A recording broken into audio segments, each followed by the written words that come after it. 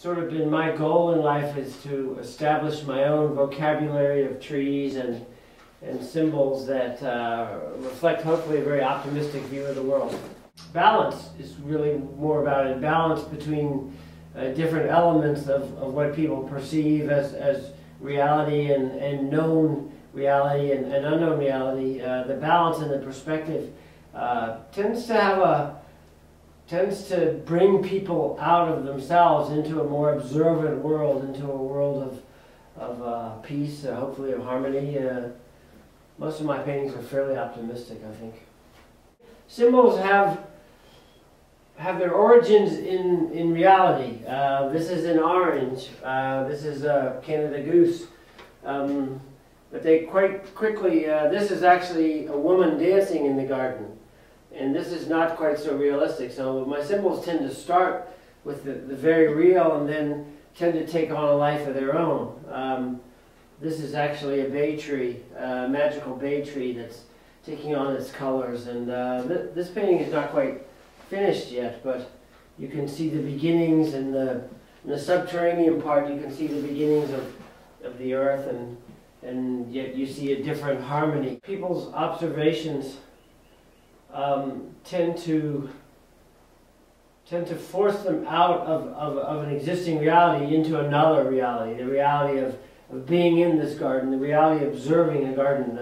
People's observations of nature, I think, generally force them to a more optimistic position, to a more of a being a part of another perspective, another world, let's say. And the inner reality, in this particular case, is a quite happy garden. It's not the Garden of Eden, but it's quite the way I see the relationships of nature. Animals coexisting. There isn't a whole lot of deep anxiety in this picture. It's mostly a surface level look at a garden of my own creation that has taken me years to these symbols to evolve. I tend to like harmony, color, and more cheerful things that I think nature gives us every day. I tend to see things. I tend to see a bird hiding behind a tree. I tend to see animals in this environment relating to shapes and colors that only my eye can see, and I challenge the viewer to see them their own way. When it's all balanced out, there is some sort of inner harmony. It's my own harmony of color and form and composition that I'm after. And it's basically surrounded by line at the moment. It isn't quite, it's coming along the picture fairly rapidly, but it's an observation hopefully that will draw the viewer in, and the viewer can be in my garden. It is said that no painting is ever really finished. There becomes a point, obviously, where you for me, the painting reaches its maximum potential in my eye. You can move elements, but sooner or later, through a very precarious balance, the painting will take on its own harmony and you will stop working on it. It's very easy to go backwards in a painting and overpaint them, but when you're constructing an environment, you have to go really carefully, and so you essentially put together pieces of the puzzle until it speaks. Some of these things are terribly subtle, but the overall effect would be to challenge the viewer to look in a different way at things. People bring a lot of formal concerns to paintings, especially when you're doing something as ordinary as a garden.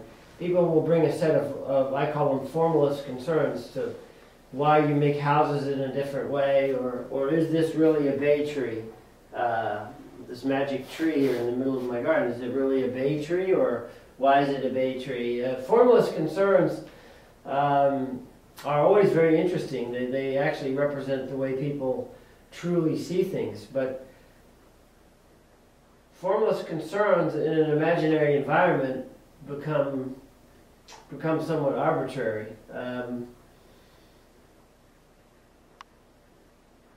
I think the basics of a sky and a ground and a tree are basically established since the Renaissance as ways to look at a garden. Now, other challenges, it is very interesting the preconceptions people bring to a painting, to wonder why certain shapes, or why I make my root systems this way, or why I make my sky this way with comets and planets.